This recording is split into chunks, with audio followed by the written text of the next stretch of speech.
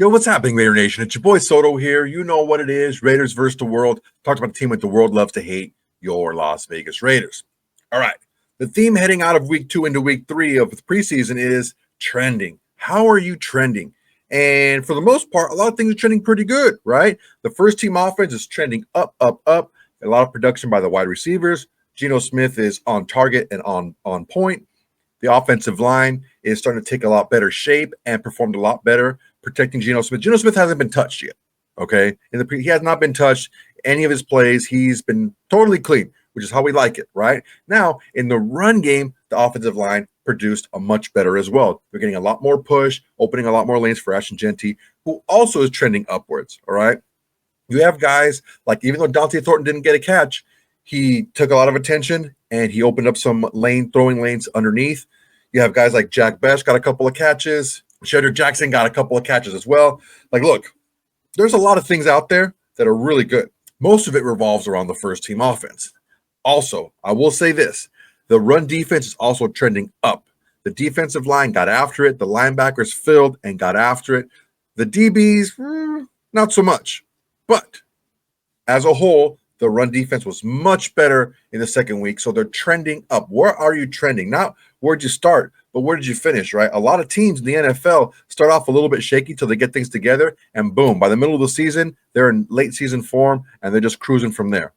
Now, here's a couple of areas we need to take a look at that are a little bit concerning, and they revolve around the same thing, and that's pass defense. The linebackers and the secondary need to do a much better job of communicating. There's just too many people that are wide open. There's a little bit of a conspiracy theory out there that maybe the defense is playing extra vanilla just to kind of give a base look and not really do any of the exotic stuff and put that on tape or anything like that. That's a possibility.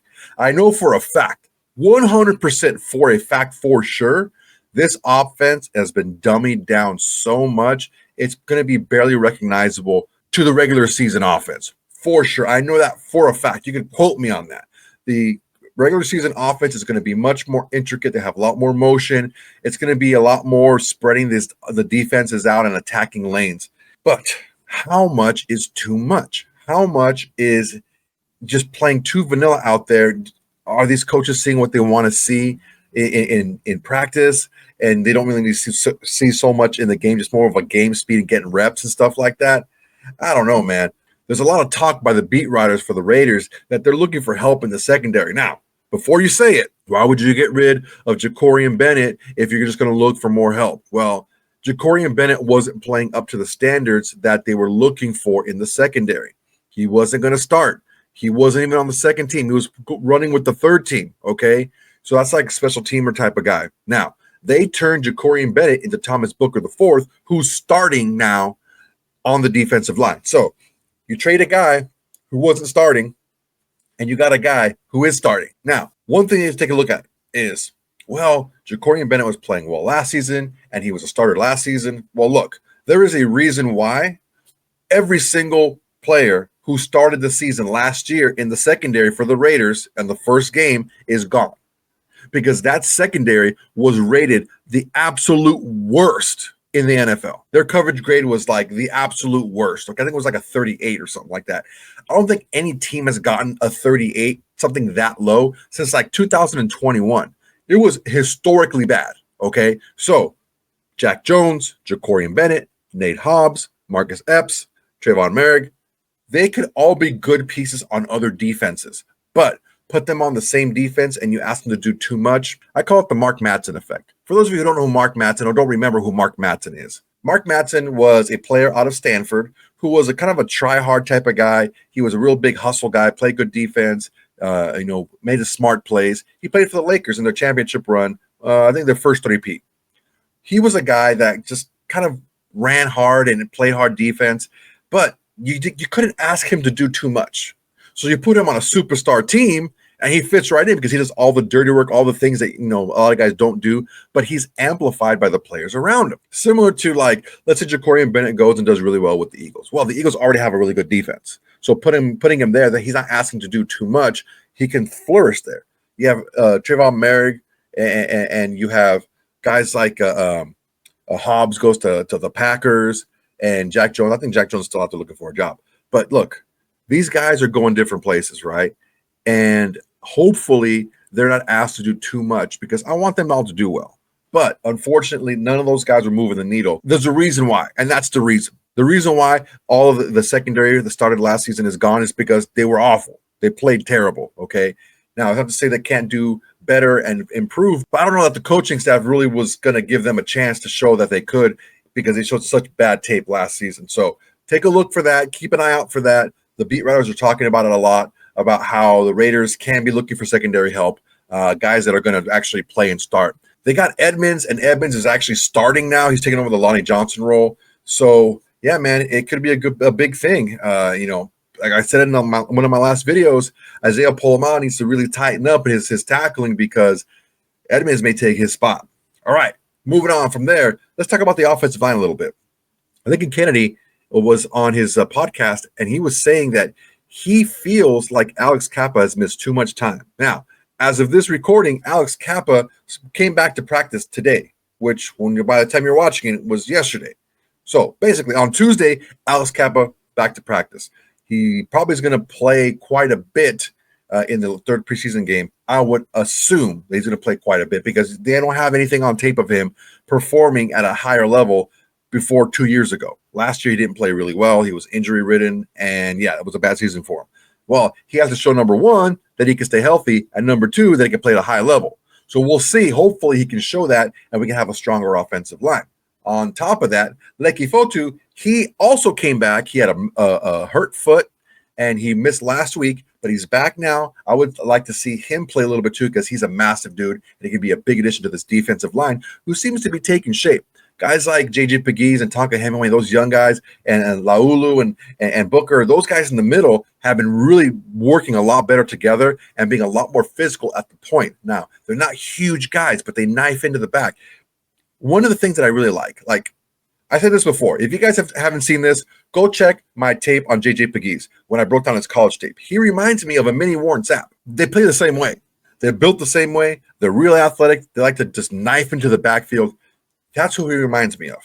If he can keep growing the way he's growing, because look, his first game, his PFF grade was like 40. Now, again, is that the end all be all? No, it isn't, but it gives you a good barometer to what to look at, right? His second game was like a 78. That's really good, right? So he's trending upward, okay? That's what we're talking about now. Where are you trending? Not where you started from, where are you trending now? Another thing that's trending right now, speaking of trending, Trey Hendrickson from the Cincinnati Bengals, they are just not budging. The Bengals are not budging on paying this dude. They don't want to pay him nearly what they're looking for. They want to pay him basically a one-year deal with a bunch of funny money on a bunch of years on the end. And Henderson's like, dude, no, I want a better contract than that. This is nonsense what you're trying to give me. So word around the campfire is the asking price for Trey Hendrickson is getting lower and lower and lower. What does that mean? Well, before the draft, Trey Hendrickson was inquired about, and the team offered a second-round pick plus a couple other sweeteners on top of that, probably his pick swap or later picks, stuff like that. And Cincinnati said, no, they want a first-round pick. Well, that's not going to happen. They're not going to get a first-round pick. What they can get is a starting caliber player plus like a second-round pick. Enter the Raiders. The Raiders have enough money under their cap to pay this man. Okay, there's that. Number two, the Raiders have an expendable piece. Now, here's the thing. Don't jump all over me, okay? Think. You have a guy in Malcolm Kuntz who's coming off of injury, who hasn't really shown the ability to show his height through a whole season. The best thing he did was a half a season at the end of the 2023 season, okay? And in return, you would get the two-time reigning sack leader in the NFL. Imagine that defensive line. You have Maxx Crosby on one end, Trey Hendrickson on the other. You could have me and someone else in the middle, and the line's going to be pretty good, all right? So it's a possibility, sure. How big is the possibility? Probably not that great, but it's fun to talk about. Now, we want to talk about trending again. Trending, Ashton Jeanty is trending up, definitely trending up. I didn't like the fact that he only got 3 carries in the first game. That's not how you find out what you have in a running back. I think it could have been, if Ashton Jeanty wasn't as strong mentally as he is, it could have really messed with him, right? It could have messed with his psyche because he went out there, all this hoopla and top 10 pick, and this guy's going to save the running attack for the Raiders, and Pete Carroll likes to run the ball. Geno Smith plays his best with the running game, and Chip Kelly loves to run the ball. Okay, we got this guy's going to be our guy. He's going to be a rookie starter, no doubt lock starter, and you give him 3 carries in the first game. I don't think that was right. I don't think it was good. I don't think it was smart. So what did they do? They gave him more touches. He got 8 touches in the second game, 7 carries, and a reception, and he gained, I believe it was like 36 total yards. So for carries, he was like 4.7 yards a carry with 7 carries for 33 yards, including a massive run up the middle where he trucked a safety and got the first down. Plus, he also got his first touchdown. Now, you take a look at all this stuff and put it together, you've seen what you can see from Ashton Jeanty. Hits the hole hard to tackle, bowl people into the end zone. You can catch the ball on the outside. This guy is going to be just fine in this first-team offense. This first-team offense is not a problem. There's no issues with the first-team offense. What you're seeing, the issue is backup, especially the backup quarterbacks. Cam Miller had a nice game the first game, but the second game, both Aiden O'Connell and Cam Miller had very poor games. Cam Miller started off hot. He completed a 14-yard pass, an 11-yard pass, and that was it. 4 incompletions, including an interception his last pass. Just can't happen, man. You can't throw an interception at that point in the game when you have the ability to win, but also give your opponent the ability to win, which they ended up doing. Aiden O'Connell is a whole different story. I am very underwhelmed by his progress. He's regressed back to a rookie. He's playing more like a rookie, and it shows. One thing that really caught my eye in the presser that we're going to listen to is on the interception throw. He said that he wanted to throw with anticipation. It was just a bad throw. I think it was an excuse, and I think that it's something that can't happen moving forward. So what we're going to do is take a listen to Ashton Jeanty, Aiden O'Connell, and Cam Miller in their pressers today. But before we do, I want to make sure everyone please like, comment, and subscribe to this video. It's an excellent way to support the channel. It's absolutely free to do, and it's the bare minimum you can do to support the channel. Besides doing opposite, just watch the video. All right, here go, Ashton Jeanty. Ashton, obviously, very physical runner, and you saw that in the game against the 49ers. How do you kind of balance, deciding when to be physical or maybe choosing to be more elusive and avoiding it? Yeah, I think it's just being smart, picking and choosing your battles. With DBs, you want to be a little more physical. Linebackers, a little bit less, shake and bake, kind of attack them half a man. Something that you could start with that use to your advantage, because if a quarterback sees on film that you're going to lower your shoulder and run into him, and he's going to set up for that, maybe that's a move that you can make off of that. Yeah, throughout the game, that's something I can set up. Obviously have him thinking, if I were to continue playing the game, maybe next time I would have gave him a move rather than lowering the shoulder. Obviously, you're known for running the ball with as many yards as you had in college, but how much of pride do you take in also being able to be a pass catcher out of the backfield, and how much do you believe that Chip Kelly has been able to put you in advantageous positions to do that? Yeah, I take a lot of pride in it. It's something that wasn't really shown as much in my college career, so being able to have that opportunity, and Chip's done a great job at getting the running backs involved in the passing game, and we just got to continue to work at it and get better every single day. Ashton, I watched all your games at Boise after they picked you, and I've noticed you are extremely aggressive in pass protection, and I didn't see that as much in Boise. I don't think you were asked to do it as much as you are here. Is that just another part of your toughness? Because it seems like it's something you really take pride in. Yeah, definitely. Coach McCullough he's harping on it every day. We got to be able to, protect the quarterback. That's one of our, number one priorities besides, protecting the football, giving him time, because, in the same way I'm blocking for my receivers, the tight ends down the field, they're blocking for me in the run game. Where do you think you are in terms of that recognition of where the blitz is coming from, that sort of thing, in order to pick up pass protection? I think I'm doing a pretty good job. I think I can still, grow. There's always room to get better.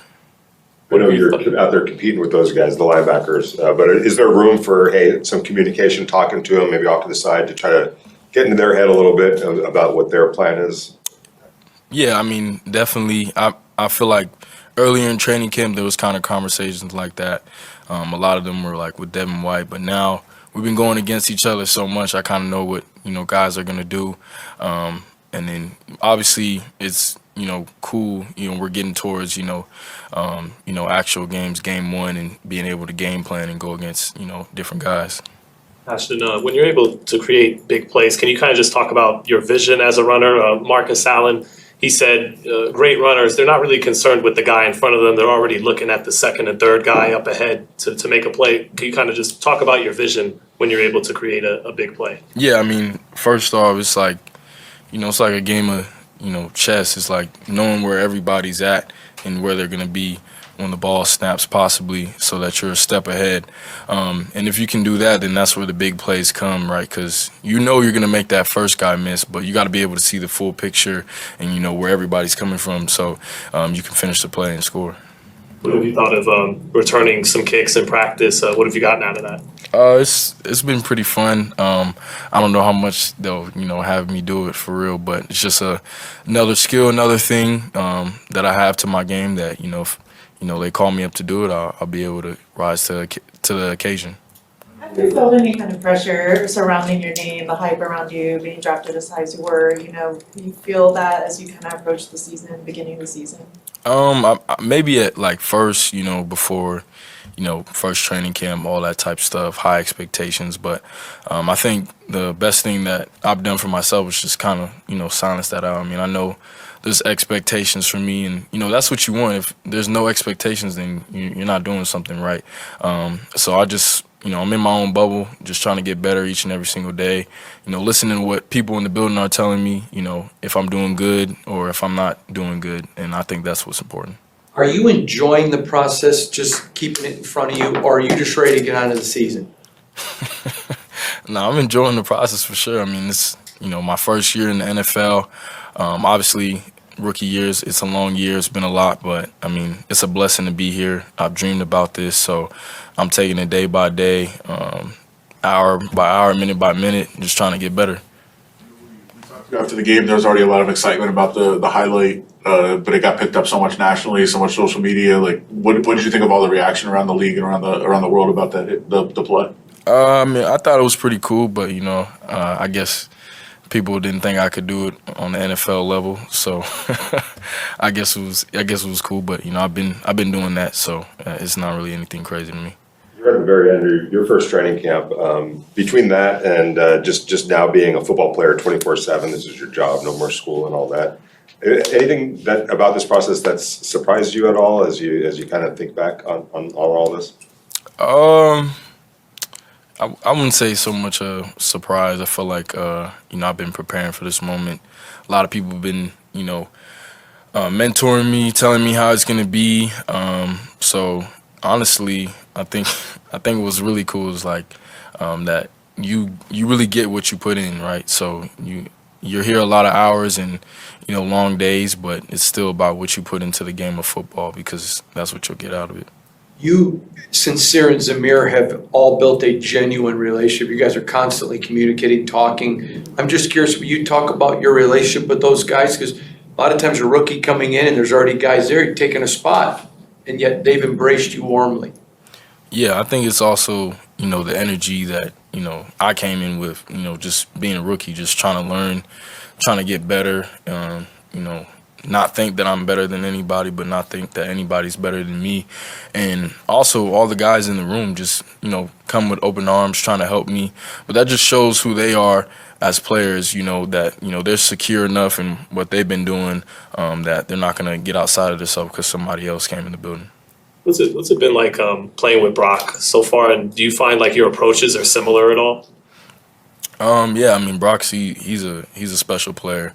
I mean, obviously seen what he did last season, but to see it every day in practice, I mean, even today, like the one hand catches, it's just regular, it's just normal, it's just what he does. But to see his approach, how he takes care of his body, I mean, it's all things that I can learn from and try to add to my routine. How do you feel like you're coming with the offensive line? I feel like I'm coming in well. Just continuing to, grow that connection with them, being able to talk, communicate. But also, I want for them to know, like, hey, if, they're working hard and, blocking, I'm going to take advantage, of those blocks and those plays and, make the big plays down the field. kind of on the back end of that, whether it was play calling or philosophy or whatever you think it was, what do you think was the biggest adjustment from that first preseason game of how your performance was versus the second of how things went successfully? I wouldn't really say it was anything scheme wise. I think just as a whole offense, I mean, me included, we just executed better. We started faster, and then obviously we got to, kind of get more comfortable in the run game. I only had 3 carries the first game, but I had 7 carries. And, most people who know the running back position, it takes, time to wear the defense down and, get those good runs. I know you don't call the plays, but how appreciative were you of getting that second run down on the goal line after the first one kind of got stopped? Yeah, very appreciative. And, that just shows Chip Kelly his trust in the O-line and in me, not to back down, to line up, do it again, even though everybody in the stadium knows we're going to run the ball. So 3rd and 5, they're giving you the ball. That's not a normal thing in the NFL. That talks about a lot of faith in you. How big of a 3rd down weapon can you be as a running back? I think I can be a great 3rd down weapon, but also earning that trust, of my coaches, my teammates. That's a big deal. So that was one step moving forward. But most defensive coordinators are going to think you're going to throw the ball right there, and we ran the ball successfully. So that just kind of shows the mentality of us as a team. Yeah, one more from that. Sorry, Baden got released. Obviously, you're being on the game. Just your thoughts on being on it, and they did give you the stance on the game. So I wonder if you saw that. Yeah, I did see that. I had family and friends reaching out about it, but another childhood dream to be in a video game. So it's amazing to see. Thanks, guys. Thanks, Ashton. All right, cool stuff from Ashton Jeanty. One of the things that I really picked up on that I really like to hear is I showed up and I acted like I wasn't better than anyone else, but like no one else was better than me. Just like everybody else. We're all on the same playing field now. I'm a rookie, but I can play, and I'm not going to be above anybody else. I'm not going to think that everyone's better than me. I'm going to go out there and play my game. That's a mindset that you have to have, especially if you're a rookie coming in with a lot of fanfare, right? So I really liked that he was more aggressive in this game. I like the fact that he learned something. Maybe when you're on the open field against a linebacker, you don't try to take him head on. You try to juke him a little bit. He even said it himself. The DBs are a little bit smaller, and I can truck those guys. But the linebackers, I have to truck those guys. Those are pretty big dudes, right? So you can hear in his voice that he's trying to learn and he's trying to apply it to his game. That's one thing that you really need to see from a guy who's going to be coachable, is a guy who's going to not only hear and listen and understand what you're trying to do and understand what you're trying to coach him, but apply it to the game. So I think that's going to be a big stepping stone for Ashton Jeanty. Get him a win stacked up, right? He's probably not going to play the 3rd game because his position's all but locked up, right? But get him with that last taste of a win before this regular season starts. I think it's going to be a big deal for him. Okay, next up is Aiden O'Connell. I'm actually an Aiden O'Connell fan. I really like him. I was one of the first in my other channel. We were the first. We were the first to get on the Farva hype train. We were the first to call him Farva. We were the first ones to do it. You can check tape, roll tape. This is before he was even drafted by the Raiders. We were calling him Farva, and we're saying, oh, we hope the Raiders get this guy. He's a good kid. I broke down his game film against Tennessee in the, I think it was a Music City Bowl. Yeah, man, I'm a really big fan of his. But I'm a bigger fan of the Raiders. And the issue that we're seeing here is Aiden O'Connell is making mistakes that can't be made. He had 2 interceptions and a 3rd turnover-worthy play against Seattle, plus a really ugly intentional grounding. So there's that. Then this last game, he had another pick and then another turnover-worthy play that ended up getting dropped. You can't have 5 turnover-worthy plays in pretty much a game of play, because that's how much he played in the two games. He played pretty much maybe a little bit more than a game. 5 turnover-worthy plays just isn't going to cut it. Pete Carroll said it out of his own mouth. He said, just because a quarterback makes a bunch of good throws doesn't mean he can have bad ones too. He has to play clean. Quarterbacks have to play clean. You can't be like, oh, well, he threw 3 touchdowns. And well, he only threw a pick, but he threw 3 touchdowns. Like, no. We can't have the pick either. That's not what you're looking for here, okay? We need to make sure that Aiden O'Connell has to be a guy that is trending upwards going into the season. We may need him. Hopefully we don't. Geno Smith stays healthy and clean and everything, and he's good. But Aiden O'Connell if he has to step in, we need him having some confidence going into the season. Is he going to play a lot this last game? Probably. Maybe a first half and then give Cam the second half, or maybe flip it around, give him the first half and give Aiden O'Connell the second half. Who knows? But what we would need to see here out of him is some getting some confidence. So let's go ahead and take a peek at Aiden O'Connell's press conference. Guys, whenever you're ready. Aiden, Pete Carroll said after he talked at the game, he said he thinks when you guys come in with the second team offense, he wants to see you guys kind of pick up the tempo a little bit more with the operation of the offense. What goes into kind of working on that and trying to get better in that area? Yeah, it's good questions. Kind of my job, getting the play call and then communicating as clearly and succinctly as possible, and then getting out of the huddle. I think we definitely been trying to do that in practice and putting the play clock a little lower on the time to get us in and out of the huddle and, get to the line of scrimmage and make our checks faster. So, yeah, just trying to push ourselves in practice, I think, is a big part of that and translates to the game. And I know you prioritize taking care of the ball all the time. 3 interceptions the first couple of games. Yeah. Or is it kind of still learning this new offense? Is it being a little aggressive when maybe didn't need to be? Any thoughts on that? Yeah, I thought the first game was honestly 2 ones that I wish I could have back, and felt, just down about and felt like I put our team in a bad position. This last one was tough. I was trying to throw the ball with anticipation, and the guy made a good play and obviously had a good sense of what route we were running. And so at all junctures, it's my job to take care of the ball and not put our defense in a bad spot and to continue to move the offense. And so especially in that situation where this past weekend in the red zone and, with a good field goal kicker and Daniel, hopefully have points on the board. So just trying to, like you said, take care of the ball. It's ultimately my responsibility. Obviously, it comes in different waves about when an interception happens, why it happens, but got to do a better job of that.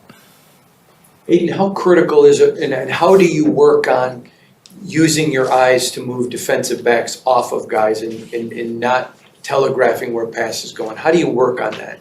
Yeah, I think practice is a huge part of that. I think film study is a huge part of it. I think it's understanding what we're doing, trying to understand what the defense is doing. So it's not one thing, it's a combination of things, and something that, I think since you start playing football as a young kid, you try to work on, and you're never really a finished product with it. I know you've been through every different role as a quarterback in the NFL and even back in college, but last year was a competition for starting quarterback. This year it's kind of different, preparing to be the backup quarterback. Like, has that been different in training camp for you? A little bit, obviously, just with different intricacies of what my role is and what we're trying to do, where I get reps and stuff, and who I'm working with. But really, every day is a competition with myself. I like you mentioned, I had to learn that in high school and college. Wasn't always guaranteed that I was going to play, and so really learned how to compete with myself and not worry about other people. Worry about what I'm doing to try to be the best football player I can be, and that's still the goal. That was the goal. Again, when I started playing football, it's still the goal.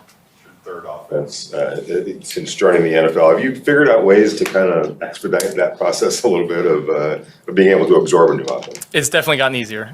Thank God, it's definitely gotten easier. As a rookie, it's just so hard. There's so many things, football and then off the field, that you're trying to figure out. But it's gotten easier. We see the same plays over and over again, and maybe even more so seeing the defenses and terminologies and what teams are trying to do against us. And so by no means am I done studying. I got a lot more to go in this offense to try to master it, but definitely easier than when I first came in, even last year.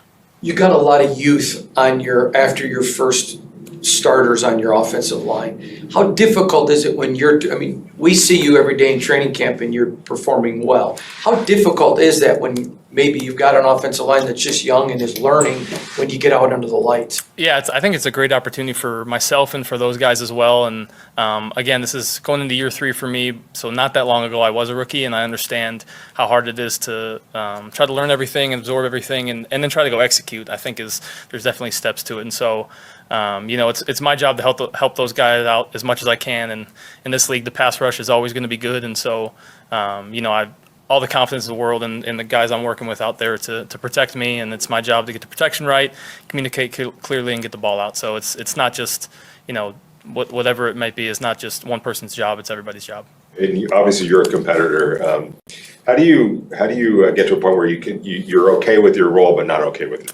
Yeah, I think I try to be in any role as good a teammate as I can be, and try to be someone who people can talk to, my teammates can talk to. I think luckily or unluckily, I've been in so many different roles in college too, so I learned what it's like to be the backup, and you're not as vocal in front of the unit, but I might pull guys aside and have individual conversations about what Geno's thinking, and I'm really trying to be an extension of Chip, of Geno, of everything that's being communicated from players to coaches, coaches to players, and try to find my role that way. And at the end of all that, still trying to compete to push Geno to be the best that I can be for myself. It's only going to make everybody better if I'm a better player. This training camp in particular, what have been some of the bigger differences you've noticed in the defense just going at them in terms of not going deep in the scheme, but just what are some things positive or negative that you've noticed so far? Yeah, obviously some new faces that have been fun to play against, both in up front linebackers, DBs, a lot of new faces that really dynamic players. I think really stands out as guys that can do multiple different things, multiple different packages, and play safety, nickel, whatever it might be.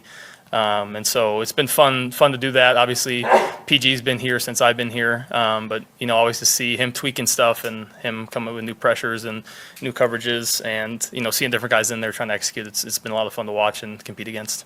And working with Greg Olson, what are some of the takeaways that you have from his style of coaching with you? Yeah, I've really enjoyed working with Ole, with Nate as well in the QB room, and the quarterback room has been really enjoyable for me. I think Ole does a great job of communicating clearly and trying to get me, Geno, and Cam to understand as best possible what we're trying to do, while also have some fun and bring some humor. So I've definitely enjoyed my time so far with Ole. Two-part question on Jordan Meredith. Just what have you seen from him as a center and just his development there? But also, like, how happy are you and maybe other guys to see somebody who has worked so hard, has been such a good dude, to get an opportunity like this? Yeah, I think he's done a great job, to answer the first part of the question, done a great job. Obviously a super smart guy, perfectionist, definitely wants to do everything right and work super hard for it. And yeah, like you mentioned, he has worked so hard for it. He's been in a bunch of different roles and, different systems, different coaches, different spots in the NFL, and for him to just keep his head down and keep working, I think it's a good lesson for all of us to stay in your role, try to do whatever they ask you to do, and do it to the best of your ability. But it's been awesome. I think Jordan is definitely fan favorite, guy that the guys in the locker room love, and Jordan's a great guy. He piggyback off of that, Aiden. He's a lot like Amik Robertson, where everybody in the locker room loved him. Yeah. Will you talk about his personality away from the field, please? Yeah, Jordan is he's goofy. He's a lot of fun to talk to. I think this training camp in particular, me and him have been trying to just ask each other if we're having fun. Sometimes training camp you get bogged down, so every day he asks me, I ask him, are you having fun? And I think that's helped both of us. And he's a guy who I've grown pretty close with over the last few years, and it's again just fun to see his growth both on the field, but probably even more so in the locker room. He's got a funny personality. He's himself no matter who he's around, which I appreciate. Do you feel offended at all that him and Brock and Mike have started this mustache club and it's kind of your thing to start with? No, I've tried to make it clear from the beginning that I don't want this to be an exclusive thing, that I'm trying to bring as many people along as possible. And so I send the bat signal out. I want as many people rocking it as we can. The more the merrier. So you're a trailblazer? You could say that. Your words, not mine. Yeah. That's good. Thanks, guys. All right, fun stuff from Aiden O'Connell at the end. I really like that. Adam Hill always has the funny questions. He's a good dude. Yeah, I didn't like that answer.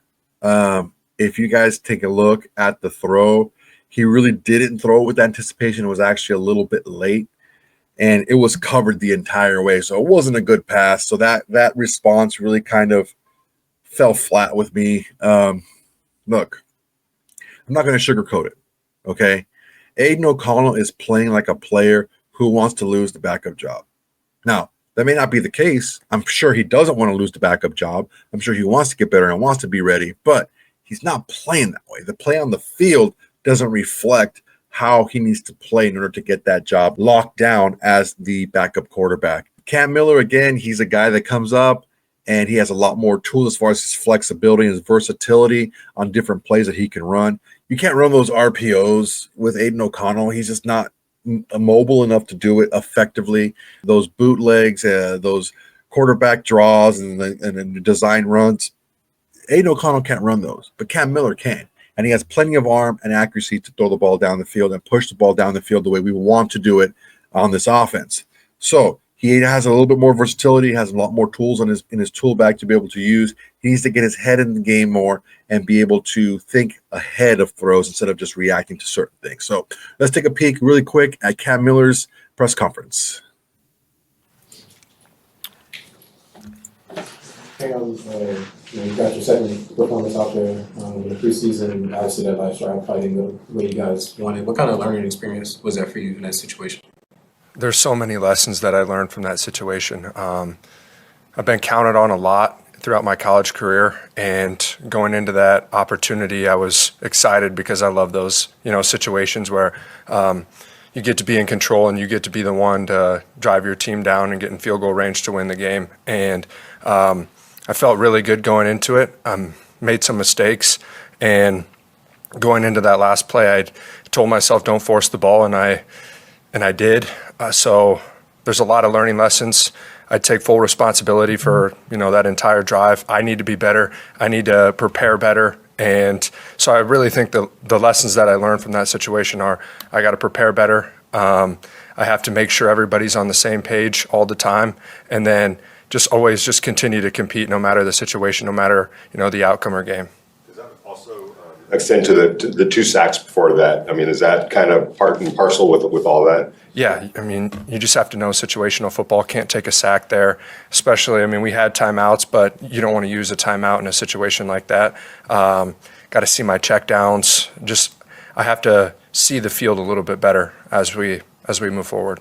Cam, at the NFL level, you're facing defensive linemen who run as fast as some of your receivers in college. What is that adjustment like when you literally look across the field and you're those defensive linemen at that speed? I think it makes the game more fun, honestly. I just like the rush that you get because you get, 2 seconds to 2.5 seconds per snap in the pocket before those guys are in your lap. So I enjoy the speed of the game. It's been a lot of fun. It's been a transition for me, but just enjoying it, yeah. There was a play earlier in the game where there was somebody in your lap and you make a throw and make a completion.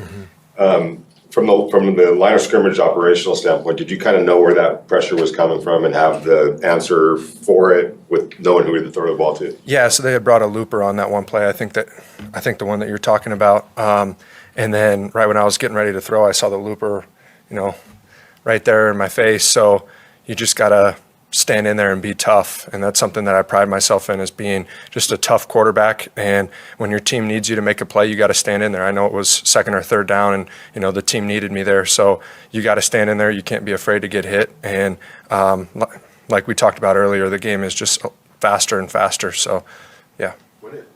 As a rookie, when it clicks like that, sometimes it's not like at the end of the game, but in that situation, it did click. How important is that for just kind of your growth progress and your development? I think anytime you can get a completion in the NFL, it's a positive. And I think for me, when you see the ball in a receiver's hands, you know that you did something right. And we're always taught to just, get completions on 1st and 2nd down. And I think that builds confidence. So then when it is 3rd down and you have to throw the ball, you've already seen it a few times. So I think, like you said, it gives you a lot of confidence just seeing the ball in their hands.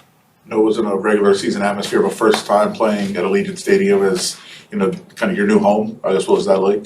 Yeah, it was awesome. I had a lot of family there too. And wherever I play, I always enjoy playing in front of people, and to play in front of the crowd that we had there on Saturday was awesome. First experience in that stadium. So very thankful that the fans came out, and excited to get back out there.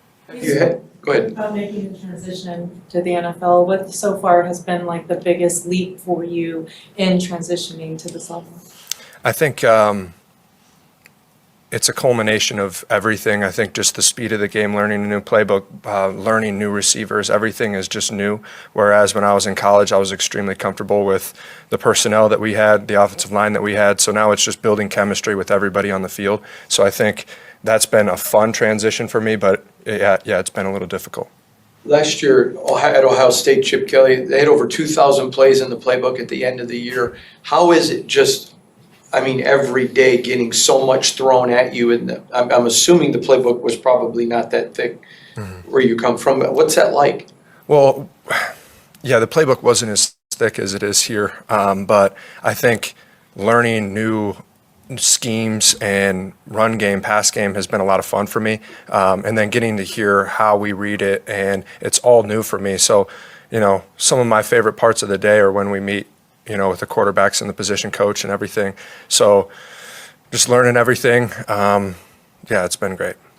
There's a business side to football, obviously, and we're getting toward a cut down day and all that kind of stuff. And, I know you feel like you put your best foot forward, but how do you just kind of keep focused on that, just putting your best foot forward, knowing that there's, decisions that have to be made here at some point?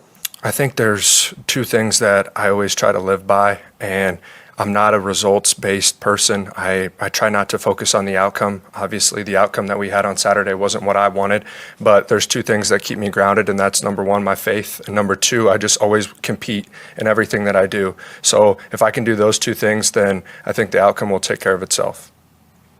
How would you describe the leadership of Geno in the room? I couldn't be more grateful for the room that we have. I think Aiden and Geno have taken me in when I know, you hear stories about rookie quarterbacks going into a room and they don't get treated the way that they think that they should. But just their kindness and their just understanding of my situation and being a rookie and not knowing everything, but they're the first ones to say good job when I do something right. And when I do something bad, it's not, they're not jumping down my throat and getting upset with me. They just want to help me get better. And I couldn't be more grateful for those two guys. Talk about Pete Carroll as a coach. You've grown up a football fan, you wanted to play in the league, and now you're being coached by one of the best ever. Yeah, it was funny. Yesterday I was sitting in the team meeting and Aidan looked over at me. He's like, not every head coach is like this. Just know that. So I think for me, understanding that we have such a great head coach and everything that he says in meetings obviously means a lot because he has a lot of wisdom and value in everything that he says. And I've been fortunate enough to have a lot of great head coaches. So to have that transition from a great college coach to the NFL has been an easy transition. What was he saying? Pete Carroll? Obviously, his motto's always compete, and he just has so many one-liners. He keeps it loose and fun, and that's what I enjoy about the team meetings. Is it's not stressful. Everybody's having fun, but then when it is time, where he has those lessons where we got to compete, we can't turn the ball over, we got to be better, and I really take those lessons to heart. You hear about a rookie wall, but because of the level you come from, you guys played a lot. You had a playoff system. Do you think that maybe will help you in your rookie year? I think for sure. I think I played in more than 50 games in college, so having that experience, I think, will make the transition a little bit easier. Every time I step out there the last 2 weeks, it's not overwhelming, and I don't feel nervous or scared at all. I feel like that's my natural state, is to be out there performing in front of other people, and I enjoy it. Two more guys. You did lose a lot of games in college, obviously. You talked about being in those situations, and usually you come out on top and win. How did you process not coming out on the right side the other day? I mean, was that a tough thought process for you to go through? Yeah, I took my parents back after the game, and I had told my dad, I'm like, I'm not used to feeling this, because the last 2 years that I played in college, I was put in those situations in the fourth quarter, and I felt like I delivered almost every single time. And then to be on the other side of that outcome didn't feel very good, and it honestly motivated me a lot, that there is a lot of self-improvement that I need to do. And I think for me, there's two ways you can look at it. You can look at it as, oh, poor me, I made a mistake, they might cut me, blah, blah, blah. Or you could look at it as, this is an opportunity for me to get better. There's a lot of things that I can continue to work on. And for me, that's exciting that there's a lot of growth still out there for me. That includes on Saturday, because you're probably going to get sufficient or an extended period of time. How much are you looking forward to get on the field for that kind of maybe a half or so? Super excited. And I think the two games that I have played in, they haven't been blowouts. You know, it hasn't been where we're just running out the clock or we're trailing by a lot. I've been put in 2 situations where we've had to win the game. So I think those 2 experiences will help me down the line for sure. Thanks, guys. Thank you. Thank you. I'm really impressed by Cam. This is a guy that just oozes maturity and leadership.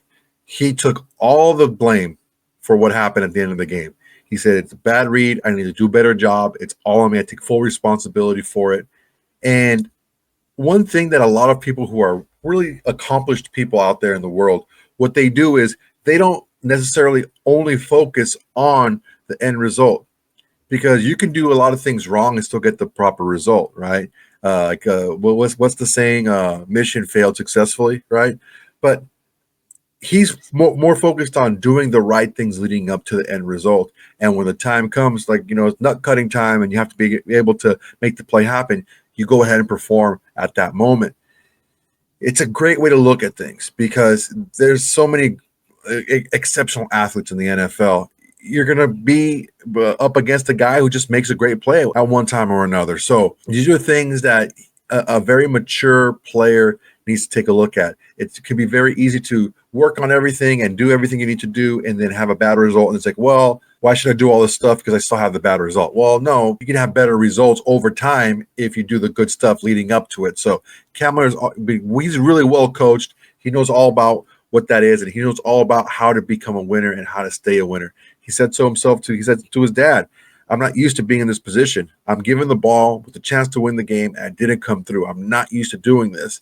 And that's a driving force, and that's a guy that can really be trending upwards. We'll see what happens in this last game because they're going to both Aiden O'Connell and Campbell are going to have a huge chance to have a lot of play in this last game. All right, guys, my time for today. I really appreciate you guys watching. Go ahead and like, comment, and subscribe to this video. It's an excellent way to support the channel. It's absolutely free to do. And it's the bare minimum you can do to support the channel besides doing absolutely nothing, just watching the video. All right, I want to talk a little bit about the Shield Society and what it can do for you. It's a membership. It's $4.99 a month. And it's going to give you a few perks that I think are going to be pretty cool. Number one, you get your videos before anybody else. You can watch them whenever you want. And you don't have to wait for me to release them on YouTube. As soon as they're uploaded, even if they're scheduled for a later date, you can watch them right away. That's perk number one. Perk number two, during the regular season, you get to watch the games with me. Now, again, I'm going to tell you up front, I'm not doing play-by-play. That's not what I'm doing. It's like I'm sitting next to you and we're both watching the game, only we're watching it together. I give some analysis. I throw some things that I've heard and I know, and I try to sweeten the game a little bit for you guys, but it's not going to be a play-by-play, but you are watching the game with me. Also, you have the opportunity to be on the show with me during the watch party. This watch party is very exclusive. It's only the members, okay? A handful of you guys have signed up already, and we just opened it up a couple days ago, so I really appreciate you guys for doing that.